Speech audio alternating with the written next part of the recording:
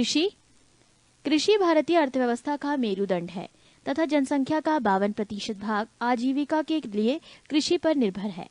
निजी क्षेत्र का ये सबसे बड़ा व्यवसाय है। भारत में कृषि क्षेत्र के जीडीपी का 0.3% भाग कृषि शोध पर व्यय किया जाता है, जबकि अमेरिका का ये 4% है। वर्ष 2009 से 2010 में कृषि का राष्ट्रीय आय में हिस्सा 14.6% है, जबकि 1950 से 51 में ये 55.4% था। वर्ष 2008 से 2009 में देश के निर्यात में कृषि और संबंधित वस्तुओं का अनुपात 9.1% था। 2006 से 2007 के दौरान कृषिगत आयात देश के कुल आयात का 2.9% था। अप्रैल सितंबर 2007 से 2008 में ये घटकर 2.2% रह गया। पृष्ठ 256। औद्योगिक क्षेत्र के लिए कृषि का महत्व न सिर्फ कच्चे माल की आपूर्ति तक सीमित है, बल्कि ये औद्योगिक क्षेत्र में लगे लोगों के लिए खाद्यान्न तथा औद्योगिक उत्पाद हेतु बाजार भी प्रस्तुत करता है। नोट: जनवरी 2004 में राष्ट्रीय किसान आयोग का गठन हुआ, जिसके प्रथम अध्यक्ष सोमपाल थे। कृषि आदान व उत्पादन। भारतीय कृषि अब भी मानसून पर ही निर्भर करती है। 1990 से 91 ईस्वी में फसलों के अधीन कुछ क्षेत्रफल के 33.3% क्षेत्रफल पर सिंचाई की सुविधा उपलब्ध थी। भारत में कृषि उत्पादन के 2 भागों में बांटा जा सकता है, खाद्यान्न और अखाद्यान्न। इसमें अखाद्यान्नों का हिस्सा लगभग 2/3 और खाद्यान्नों का हिस्सा लगभग 1/3 है। भारत की मुख्य खाद्य फसल चावल है। भारत विश्व का प्रथम चीनी उत्पादक, विश्व के कुल उत्पादन का 15.1%, दूसरा ब्राजील 14.5% एवं द्वितीय गन्ना उत्पादक, विश्व के कुल उत्पादन का 19.9% राष्ट्र है। चाय के उत्पादन एवं उपभोग में भारत का विश्व में प्रथम स्थान है, विश्व उत्पादन का 27%। कृषिगत उपजों में अधिकतम उत्पादन करने वाले राज्य वर्ष 2007 से 2008। चावल राज्य पश्चिम बंगाल और कुल उत्पादन का प्रतिशत 15.22%। गेहूं उत्तर प्रदेश 32.68%। मक्का आंध्र प्रदेश 19.09%। मोटा अनाज राजस्थान 17.47%। दालें महाराष्ट्र 20.46%। कुल खाद्यान्न उत्तर प्रदेश 18.24%। मूंगफली गुजरात 35.95%। सरसों राजस्थान 40.98%। सोयाबीन मध्य प्रदेश 49.95%। सनफ्लावर कर्नाटक 40.41%। समस्त तिलहन मध्य प्रदेश 21.34%। गन्ना उत्तर प्रदेश 35.81%। कपास गुजरात 31.99%। जूट पश्चिम बंगाल 73.95%। आलू उत्तर प्रदेश 41.77%। प्याज महाराष्ट्र 28.44%। स्रोत: इको सर्वे 2009 से 2010 के अनुसार विश्व के कुल कॉफी उत्पादन के 4% भाग का उत्पादन भारत में होता है। विश्व में छठा स्थान भारत में कॉफी के कुल उत्पादन का 56.5% केवल कर्नाटक राज्य में होता है।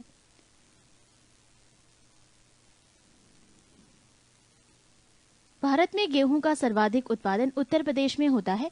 दूसरे तथा तीसरे स्थान पर क्रमशः पंजाब व हरियाणा है। चावल का सर्वाधिक उत्पादन करने वाला राज्य पश्चिम बंगाल है। दूसरे तथा तीसरे स्थान पर क्रमशः उत्तर प्रदेश तथा पंजाब है। राष्ट्रीय कृषि बीमा योजना अक्टूबर 1999 ईस्वी से लागू किया गया है। भूमि सुधार के अंतर्गत मुख्यतः 3 प्रकार के कदम उठाए गए हैं: मध्यस्थों का उन्मूलन, 2 काश्तकारी सुधार और 3 कृषि का पुनर्गठन। पहली पंचवर्षीय योजनाओं की समाप्ति तक देश में मध्यस्थों का उन्मूलन छोटे छोटे क्षेत्रों को छोड़कर किया जा चुका था। भारत में कृषिगत उत्पादन मिलियन टन। चावल 2007 से 2008 में 96.69%, 2008 से 2009 लक्ष्य 97%, 2008 से 2009 चौथा अग्रिम अनुमान 99.15। गेहूं का 2007 से 2008 में 78.57, 2008 से 2009 लक्ष्य 78.50, 2008 से 2009 चौथा अग्रिम अनुमान 80.58। ज्वार 2007 से 2008 7.93, 2008 से 2009 NA, 2008 से 2009 चौथा अग्रिम अनुमान 3.1।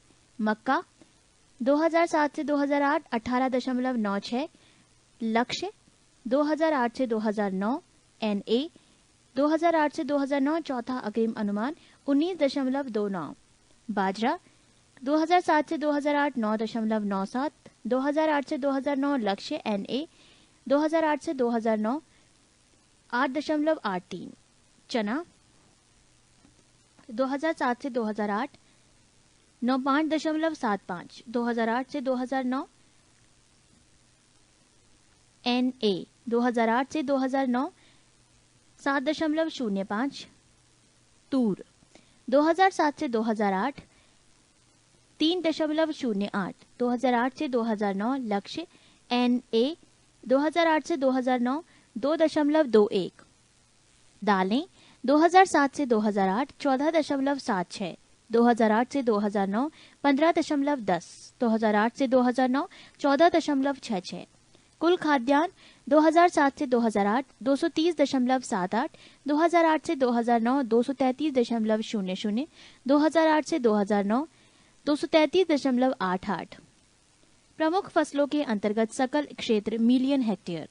फसल खाद्यान्न 2008 से 2009 123.8 दालें 23.0 चावल 45.6 गेहूं 27.6 मोटा अनाज 32.6 तिलहन 27.7। पृष्ठ 257। काश्तकारी सुधार के अंतर्गत मुख्यतः 3 प्रकार के उपाय किए गए हैं। 1 लगान का नियमन, 2 काश्त अधिकार की सुरक्षा तथा 3 काश्तकारों को भूमि का मालिकाना अधिकार। कृषि के पुनर्गठन के अंतर्गत मुख्यतः 2 प्रकार के उपाय 1 जोतों की सीमाबंदी तथा 2 जोतों की चकबंदी किए गए हैं। जोतों की सीमाबंदी जोत का वो महत्तम क्षेत्रफल है जो राज्य के कानून द्वारा निर्धारित किया जाता है तथा जिससे अधिक जोत का होना अवैध माना जाता है। जोतों की चकबंदी विभाजित तथा खंडित जोतों का इकट्ठा करना है। भारत में सर्वाधिक जोतों की संख्या सीमांत प्रकार का है। 1 हेक्टेयर से कम क्षेत्रफल वाली जोत सीमांत जोत, 1 से 4 हेक्टेयर वाली जोत लघु जोत तथा 4 हेक्टेयर से बड़ी क्षेत्रफल वाली जोत बृहत जोत कही जाती है। भारत में सबसे पहली 1920 ईस्वी में बड़ौदा में चकबंदी लागू की गई है। हरित क्रांति का प्रारंभ तीसरी पंचवर्षीय योजना से माना जाता है। हरित क्रांति का सर्वाधिक सकारात्मक प्रभाव गेहूं पर पड़ा है, जिसकी पैदावार में 500% की वृद्धि हुई। कृषि वित्त के गैर संस्थागत स्रोतों में महाजन तथा साहूकार संबंधी या रिश्तेदार, व्यापारी, जमींदार और आढ़तिये प्रमुख हैं। कृषि वित्त के संस्थागत स्रोतों में सहकारी समितियां और सहकारी बैंक, व्यापारिक बैंक, क्षेत्रीय ग्रामीण बैंक, सरकार आदि प्रमुख हैं। सहकारी साख संगठन का प्रारंभ सर्वप्रथम 1904 ईस्वी में हुआ था। प्राथमिक सहकारी समिति का अल्पकालीन ऋण उपलब्ध कराती है। राज्य सरकारी कृषि और ग्रामीण विकास बैंक दीर्घकालीन ऋण उपलब्ध कराती है। कृषि उत्पादन बोर्ड टी बोर्ड गठन वर्ष 1 अप्रैल 1954, मुख्यालय कोलकाता। तंबाकू बोर्ड गठन वर्ष 1 जनवरी 1976, मुख्यालय गुंटूर। मसाला बोर्ड गठन वर्ष 26 फरवरी 1987, मुख्यालय कोची। कॉफी बोर्ड गठन वर्ष डैश, मुख्यालय बेंगलोर। रबर बोर्ड गठन वर्ष डैश, मुख्यालय कोट्टायम। व्यापार बोर्ड 5 मार्च 1989, मुख्यालय डैश। राष्ट्रीय डेयरी विकास बोर्ड गठन वर्ष 1965, मुख्यालय आनंद। कृषिगत उपजों के न्यूनतम समर्थन मूल्य। फसल गेहूं खरीद मूल्य। फसल वर्ष विपणन वर्ष 2007 से 2008 प्रति 2008 से 2009 1080। फसल वर्ष विपणन वर्ष 2008 से 2009 और 2010 से 2011 1100। जौ 2007 से 2008 और 2008 से 2009 680। फसल वर्ष विपणन वर्ष 2008 से 2009 2010 से 2011 750। चना 1730 तथा 1760। मसूर 1870 तथा 1870। धान 850। नोट 50 रुपए प्रति क्विंटल बोनस की घोषणा अलग से की गई थी, जिससे प्रभावी मूल्य क्रमशः 900 व 930 रुपए प्रति क्विंटल रहा था। नोट समाप्त। 2008 से 2009 और 2010 से 2011 में 950। नोट 2। अक्टूबर 2009 में केंद्र सरकार ने न्यूनतम समर्थन मूल्य पर 50 रुपये प्रति क्विंटल बोनस की घोषणा की, जिससे प्रभावी मूल्य क्रमशः 1000 रुपये व 1030 रुपये प्रति क्विंटल हो गई। नोट समाप्त। धान ए श्रेणी 2007 से 2008 और 2008 से 2009 880। नोट 50 रुपये प्रति क्विंटल बोनस की घोषणा अलग से की गई थी, जिससे प्रभावी मूल्य क्रमशः 900 व 930 रुपये प्रति क्विंटल रहा था। 2008 से 2009 तथा 2010 से 2011 में 980। नोट अक्टूबर 2009 में केंद्र सरकार ने न्यूनतम समर्थन मूल्य पर 50-50 रुपये प्रति क्विंटल बोनस की घोषणा की, जिससे प्रभावी मूल्य क्रमशः 1000 रुपये व 1030 रुपये प्रति क्विंटल हो गई। नोट समाप्त। मक्का 2007 से 2008 तथा 2008 से 2009 में 840, 2008 से 2009 तथा 2010 से 2011 में 840। अरहर 2007 से 2009 तक 2000 तथा 2008 से 2011 में 2300। मूंग 2007 से 2009 तक 2520, 2008 से 2011 तक 2760। उड़द 2007 से 2009 में 2520, 2008 से 2011 तक 2520। मूंगफली छिलके सहित 2007 से 2009 तक 2100, 2008 से 2011 में 2100। सूरजमुखी 2007 से 2009 2215, 2008 से 2011 तक 2215। नोट रबी उपजों के मामले में न्यूनतम समर्थन मूल्य विपणन वर्ष के लिए होता है, जबकि खरीफ फसलों के मामले में फसल व विपणन वर्ष समान होता है। पृष्ठ 258। उद्योग। आजादी के बाद भारत में औद्योगिक नीति संबंधी प्रस्ताव 1948 ईस्वी में पारित किया गया। सन 1948 ईस्वी की औद्योगिक नीति में सार्वजनिक तथा निजी क्षेत्र दोनों के ही महत्व को स्वीकार किया गया, परंतु मूल उद्योगों के विकास का दायित्व सार्वजनिक क्षेत्र को सौंपा गया। भारत में औद्योगिक नीति पुनः सन 1956 ईस्वी में लाई गई, जिसमें सार्वजनिक क्षेत्र का विस्तार, सहकारी क्षेत्र का विकास तथा निजी एकाधिकारों पर नियंत्रण जैसे उद्देश्य शामिल किए गए। सन 1948 ईस्वी की औद्योगिक नीति में उद्योगों की 4 श्रेणियां बनाई गई, जबकि सन 1956 ईस्वी से नीति के इसे घटाकर 3 कर दिया गया। सन 1973 ईस्वी में दत्त समिति की सिफारिशों के आधार पर संयुक्त क्षेत्र का गठन किया गया। सन 1980 ईस्वी की औद्योगिक नीति आर्थिक संघवाद की धारणा से प्रेरित थी तथा इसमें कृषि पर आधारित उद्योगों को रियायतें देने की नीति अपनाई गई। नई औद्योगिक नीति की घोषणा 24 जुलाई 1991 ईस्वी को की गई, जिसमें व्यापक स्तर पर उदारवादी कदमों की घोषणा की गई। इस नई औद्योगिक नीति में 18 प्रमुख उद्योगों को छोड़कर अन्य सभी उद्योगों को लाइसेंस से मुक्त कर दिया गया। बाद में 13 और उद्योगों को लाइसेंस की आवश्यकता से मुक्त कर दिया गया, जिससे लाइसेंसिंग की आवश्यकता से युक्त उद्योगों की संख्या वर्तमान में घटकर 5 रह गई है। नई औद्योगिक नीति में निजीकरण एवं उदारीकरण प्रमुख है। सार्वजनिक उद्यम वैसे उद्यम हैं जिनका संचालन एवं नियंत्रण सरकार द्वारा होता है। अप्रैल 2010 में नवरत्न का दर्जा प्राप्त करने वाली कंपनियों की कुल संख्या 20 है। 1997 में ये दर्जा मूलतः 9 कंपनियों के लिए ही सृजित किया गया था। लाइसेंसिंग की आवश्यकता से युक्त उद्योग: 1. अल्कोहल युक्त पेयों का आसवन एवं इनमें शराब बनाना। 2. तंबाकू के सिगार एवं सिगरेटें तथा विनिर्मित तंबाकू के अन्य विकल्प। 3. इलेक्ट्रॉनिक, एरोस्पेस तथा रक्षा उपकरण सभी प्रकार के हैं।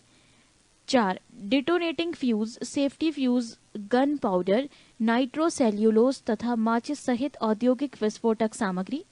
5. खतरनाक रसायन। और अब नवरत्न का दर्जा प्राप्त कंपनियां: 1. भारत हेवी इलेक्ट्रिकल्स लिमिटेड भेल, स्थापना वर्ष 1950, मुख्यालय नई Delhi. 2. Bharat petroleum corporation limited BPCL, स्थापना वर्ष 1976, मुख्यालय Mumbai. 3. Hindustan petroleum corporation limited HPCL, स्थापना वर्ष 1976, मुंबई। 4. भारतीय तेल निगम IOC, स्थापना वर्ष 1964, मुख्यालय नई दिल्ली।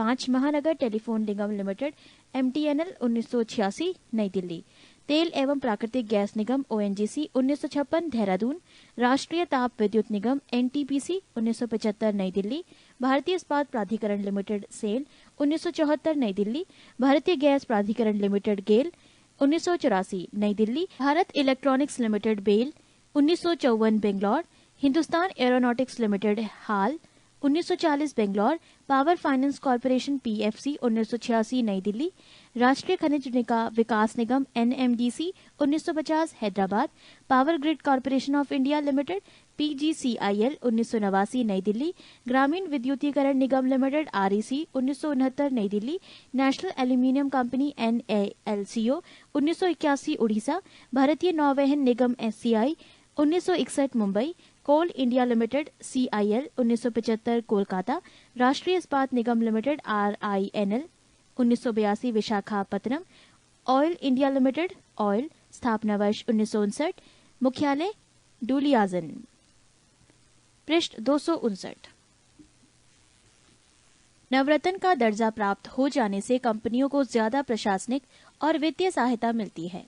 ये कंपनियां सरकार की अनुमति के बगैर देश में या विदेश में संयुक्त उद्यम लगा सकती है और उनमें अपनी नेटवर्थ के 15% तक निवेश कर सकती है।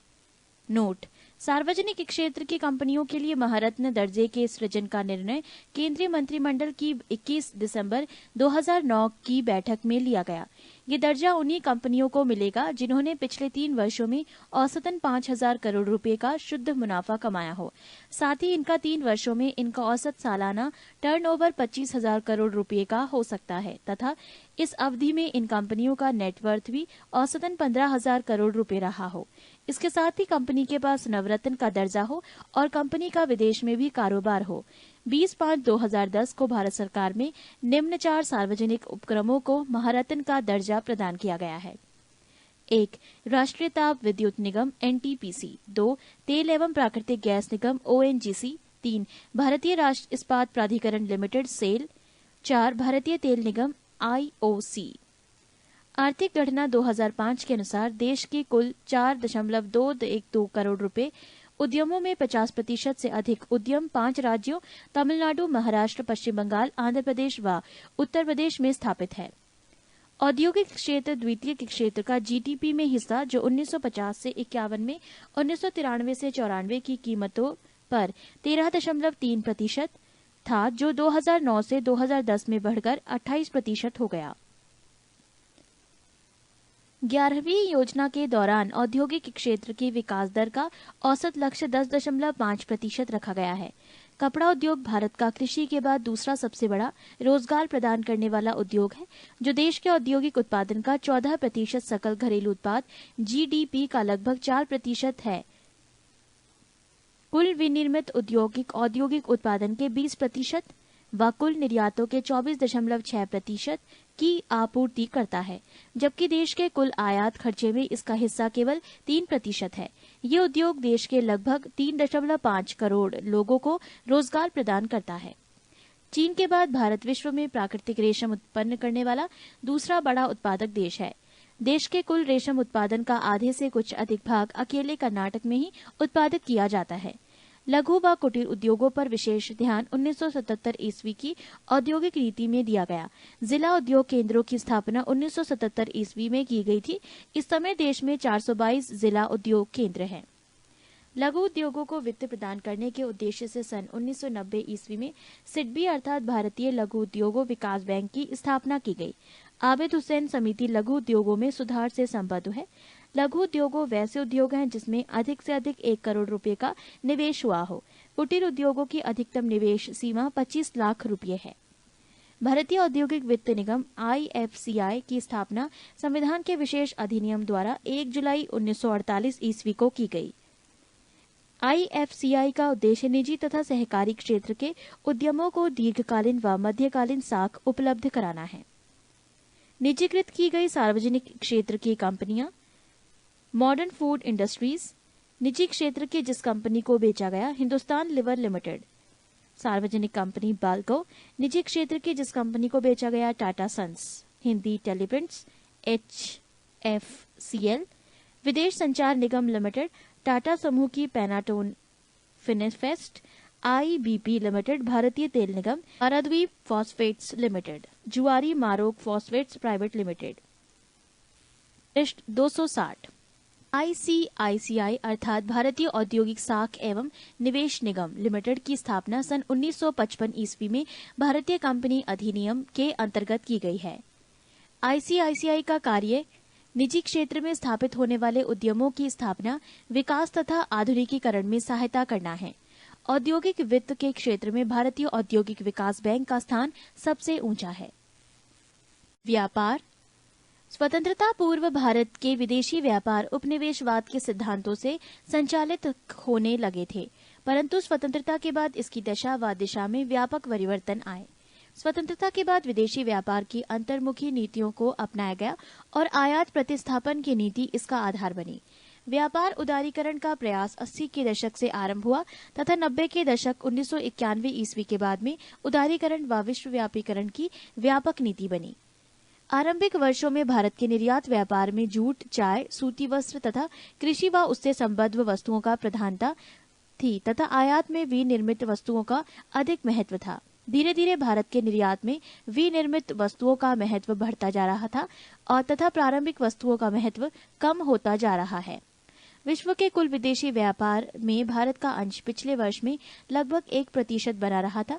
WTO की विश्व व्यापार रिपोर्ट 2006 के अनुसार सन 2009 तक विश्व के वस्तुओं एवं सेवाओं के कुल विदेशी व्यापार में भारत का अंश 2% हो जाएगा। सन 2004 में ये 1.1% व 2006 में 1.5% था। पुनः 2006 में वैश्विक वस्तुगत व्यापार में भारत का अंश 1.2% था, जो बढ़कर 2009 तक 1.5% संभावित है। व्यापार की दिशा। विदेशी व्यापार की दिशा से आशय निर्यात के गंतव्य स्थल तथा आयात के स्रोत से है। भारत की विदेशी व्यापार की दिशा में लगातार परिवर्तन परिलक्षित हो रहा है। भारत का विदेशी व्यापार में 2005 के बाद चीन और आसियान के सदस्य देशों की भागीदारी बढ़ी है। वित्तीय वर्ष में 2008 से 2009 में भारत के समग्र विदेशी व्यापार में सर्वाधिक अंश या भारत के 3 शीर्ष प्रमुख भागीदार देशों का अवरोही क्रम है। UAE 9.8%, चीन 8.6% एवं संयुक्त राज्य अमेरिका 8.2%। भारत के प्रमुख व्यापारिक भागीदार 2007 से 2010। कुल व्यापार निर्यात धन आयात में प्रतिशत हिस्सा। 1. UAE 2007 से 2008 में 7.0, 2008 से 2009 में 9.8, 9 से 10 में अप्रैल और सितंबर 9.2। 2 चीन 7 से 8 में 9.2, 8 से 9 में 8.6, 9 से 10 में 9.4। 3 अमेरिका 7 से 8 में 10.1, 8 से 9 में 8.2, 9 से 10 में 8.1। 4 सऊदी अरब 7 से 8 में 5.6, 8 से 9 में 5.1, 9 से 10 में 4.4।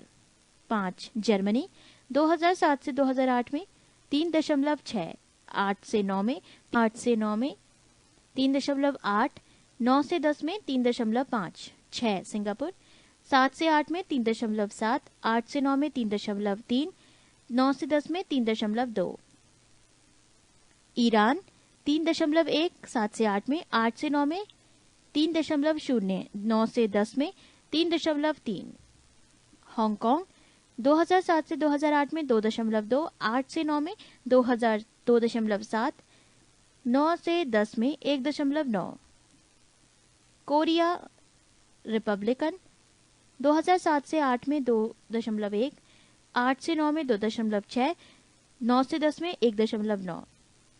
यूके 7 से 8 में 2.8, 8 से 9 में 2.6, 9 से 10 में 2.4। ऑस्ट्रेलिया 7 से 8 में 2.2, 8 से 9 में 2.6, 9 से 10 में 2.9। स्विट्जरलैंड 7 से 8 में 2.5, 8 से 9 में 2.5, 9 से 10 में 2.8।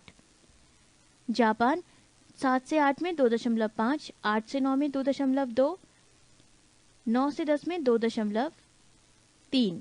मलेशिया 7 से 8 में 2.1, 8 से 9 में 2.2, 9 से 10 में 1.9। 2015 नाइजीरिया, 2007 से 8 में 2.1, 8 से 9 में 2.1, 2009 से 2010 में 1.9। योग 2007 से 2008 में 60.7, 2008 से 2009 में 61.3 तथा 2009 से 2010 अप्रैल और सितंबर तक 59.6। ये थे भारत के प्रमुख व्यापारिक भागीदार 2007 से 2010 तक। 2008 से 2009 में भारत विश्व परिणय व्यापार में 31वां प्रमुख निर्यातक तथा 24वां प्रमुख आयातक है। निर्यात व आयात दोनों में ही ऋणात्मक वृद्धियों के चलते पूरे वित्तीय वर्ष 2008 से 2009 में निर्यातों में डॉलर मूल्य केवल 13.6% की ही वृद्धि दर्ज की गई है, जबकि आयातों में वृद्धि 20.7% रही। 2008 से 2009 के दौरान रत्नों व आभूषणों के निर्यात में डॉलर मूल्य में 42.1% की वृद्धि दर्ज की गई है। 2008 से 2009 में रत्नों व आभूषणों का सर्वाधिक 31% निर्यात संयुक्त अरब अमीरात UAE को किया गया, जबकि दूसरा व तीसरा स्थान क्रमशः हांगकांग 25% व अमेरिका 20% का रहा है। पृष्ठ 261। 2008 से 2009 में वस्तुओं की निर्यात में सर्वाधिक हिस्सेदारी 66.4% विनिर्मित वस्तुओं का रहा है। 2008 से 2009 में वस्तुओं की आयात में सर्वाधिक हिस्सेदारी 33.4% ईंधन, पेट्रोल, तेल, स्नेहक एवं कोयला का रहा है। 2008 से 2009 में संयुक्त राज्य अमेरिका भारत के निर्यातों का अकेला सबसे बड़ा खरीदार कुल निर्यात का 15.5% रहा। भुगतान संतुलन की स्थिति। भुगतान संतुलन का तात्पर्य किसी देश का अन्य देश के निवासियों के साथ एक वर्ष की अवधि में समस्त लेन देन होता है। भुगतान संतुलन खाते के दो भाग होते हैं, चालू खाता करंट अकाउंट व पूंजी खाता कैपिटल अकाउंट। चालू खाता के अंतर्गत वस्तुगत व्यापार, आयात, धन निर्यात के साथ साथ अदृश्य मदों, बीमा, परिवहन, पर्यटन, उपहार आदि की लेनदारियों व देनदारियों को सम्मिलित किया जाता है। हस्तांतरण पूंजी खाते में पूंजीगत लेन देन, ऋणों की प्राप्तियां व अदायगियां, करेंसी, लदान, स्वर्ण हस्तांतरण आदि की प्रविष्टियां की जाती हैं। अर्थव्यवस्था की सुदृढ़ता की स्थिति जानने के लिए चालू खाते का संतुलन अत्यधिक महत्वपूर्ण होता है। भारत का व्यापार संतुलन निरंतर प्रतिकूल बने रहने के कारण चालू खाते में घाटे की स्थिति निरंतर बनी हुई है। 2008 से 2009 में ये GDP का -2.5% था। भुगतान संतुलन में सुधार हेतु रिजर्व बैंक द्वारा 19 अगस्त 1944 को रुपये को चालू खाते में पूर्ण परिवर्तनीय घोषित कर दिया गया। पूंजी खाते में रुपये की पूर्ण परिवर्तनीयता हेतु एस तारापोर समिति का गठन किया गया है। व्यापारिक संगठन। अंतर्राष्ट्रीय मुद्रा कोष IMF की स्थापना 27 दिसंबर 1965 ईस्वी में ब्रेटन वुड्स सम्मेलन के निर्णय के आधार पर किया गया तथा इसका कार्य 1 मार्च 1947 ईस्वी में शुरू हुआ। इसमें मार्च 2010 ईस्वी में कुल 186 राष्ट्रीय सदस्य थे। नवीनतम सदस्य देश कोसोवो है। IMF का कार्य सदस्य राष्ट्रों के मध्य वित्तीय और आर्थिक सहयोग को बढ़ावा देना तथा विश्व व्यापार का संतुलित विस्तार करना है। IBRD अर्थात पुनर्निर्माण एवं विकास के लिए अंतर्राष्ट्रीय बैंक की स्थापना सन 1945 ईस्वी में हुई। मार्च 2010 में इसके सदस्य देशों की संख्या 186 है। IBRD को ही अन्य संस्थाओं के साथ मिलाकर विश्व बैंक, वर्ल्ड बैंक के नाम से पुकारा जाता है। इन संस्थाओं में अंतर्राष्ट्रीय वित्त निगम, अंतर्राष्ट्रीय विकास संघ तथा बहुपक्षीय विनियोग गारंटी अभिकरण है। इसका उद्देश्य विश्व युद्ध से जर्जर हुई अर्थव्यवस्था का प्रारंभिक पुनर्निर्माण तथा अल्प विकसित देशों के विकास में योगदान देना है। इस समय ये सदस्य देशों में पूंजी निवेश में सहायता तथा अंतर्राष्ट्रीय व्यापार के दीर्घकालीन संतुलित विकास को प्रोत्साहित करने में लगा है। GATT अर्थात प्रशुल्क और व्यापार पर सामान्य समझौता 30 अक्टूबर 1947 ईस्वी को हुआ था तथा 1 जनवरी 1948 ईस्वी से लागू हुआ। GATT के मूल सिद्धांत थे समान प्रशुल्क की नीति, परिमाणात्मक प्रतिबंधों को हटाना तथा व्यापारिक वाद विवाद का लोकतांत्रिक तरीके से निपटारा करना। 12 दिसंबर 1995 ईस्वी को GATT का अस्तित्व समाप्त कर दिया गया तथा 1 जनवरी 1995 ईस्वी को इसका स्थान WTO अर्थात विश्व व्यापार संगठन ने ले लिया। WTO का मुख्यालय जेनेवा में है तथा वर्ष 2008 में इसके सदस्य देशों की संख्या 153 थी। कैप वर्डे WTO का 153वां सदस्य है। भारत भी इसका सदस्य है। पृष्ठ 262। मंत्री स्तरीय सम्मेलन WTO की सर्वोच्च संस्था है। सभी सदस्य देशों के मंत्री इसके सदस्य हैं। इस संस्था की प्रत्येक 2 वर्ष में कम से कम एक बैठक अवश्य होगी। आयात निर्यात के लिए वित्त अव्यवस्था हेतु भारत में शिखर संस्था निर्यात आयात बैंक एक्जिम बैंक है। इसकी स्थापना 1 जनवरी 1982 को की गई थी। भारत में प्रतिभूति मुद्रण एवं सिक्कों का उत्पादन। 1. India security press, Nashik, Maharashtra. Nashik road स्थित भारत प्रतिभूति मुद्रालय में डाक संबंधी लेखन सामग्री, डाक एवं डाक भिन्न टिकटों, अदालती एवं गैर अदालती स्टाम्पों, बैंकों के चेकों, बॉन्डों, राष्ट्रीय बचत पत्रों, पोस्टल ऑर्डर, पासपोर्ट, इंदिरा विकास निगमों आदि के प्रतिभूति पत्रों की छपाई की जाती है।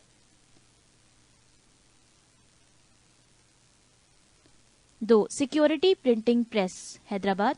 सिक्योरिटी प्रिंटिंग प्रेस हैदराबाद की स्थापना दक्षिण राज्यों की डाक लेखन सामग्री की मांगों को पूरा करने व पूरे देश की केंद्रीय उत्पाद शुल्क स्टाम्प की मांग को पूरा करने के लिए 1982 ईस्वी में की गई थी, ताकि भारत प्रतिभूति मुद्रणालय नासिक रोड के उत्पादन की अनापूर्ति की जा सके। 3. Currency note press, Nashik, Maharashtra. Nashik road स्थित करेंसी नोट प्रेस 10, 50, 100, 500, 1000 रुपये के बैंक नोट छापती है और उनकी पूर्ति करती है। 4. Bank note press, Dewas, Madhya Pradesh. Dewas स्थित बैंक नोट प्रेस 20 रुपये, 50 रुपये, 100 रुपये के और उच्च मूल्य वर्ग के नोट छापती है। बैंक नोट प्रेस का स्याही का कारखाना प्रतिभूति पत्रों की स्याही का निर्माण भी करता है। 5. शाहबनी, पश्चिम बंगाल तथा मैसूर, कर्नाटक के भारतीय रिजर्व बैंक नोट मुद्रण लिमिटेड। 2 नए एवं अत्याधुनिक currency note press Mysore, Karnataka तथा सालबोनी, पश्चिम बंगाल में स्थापित किए गए हैं। यहाँ RBI के नियंत्रण में करेंसी नोट छापे जाते हैं। 6. सिक्योरिटी पेपर मिल, होशंगाबाद, मध्य प्रदेश। बैंक और करेंसी नोट कागज तथा नॉन जुडिशियल स्टाम्प पेपर की छपाई में प्रयोग होने वाले कागज का उत्पादन करने के लिए सिक्योरिटी पेपर मिल होशंगाबाद में 1967 से 68 में लागू की गई थी। टकसाल, माइंस, सिक्कों का उत्पादन करने तथा सोने और चांदी की परख करने एवं तमंगों का उत्पादन करने के लिए भारत सरकार की 4 टकसालें मुंबई, कोलकाता, हैदराबाद तथा नोएडा में स्थित है। मुंबई, हैदराबाद और कोलकाता की टकसालें काफी समय के पहले क्रमशः 1830 और 1903 और 1950 में स्थापित की गई थी, जबकि नोएडा की टकसाल 1989 में स्थापित की गई थी। मुंबई तथा कोलकाता की टकसालों में सिक्कों के अलावा विभिन्न प्रकार के पदकों, मेडल का भी उत्पादन किया जाता है।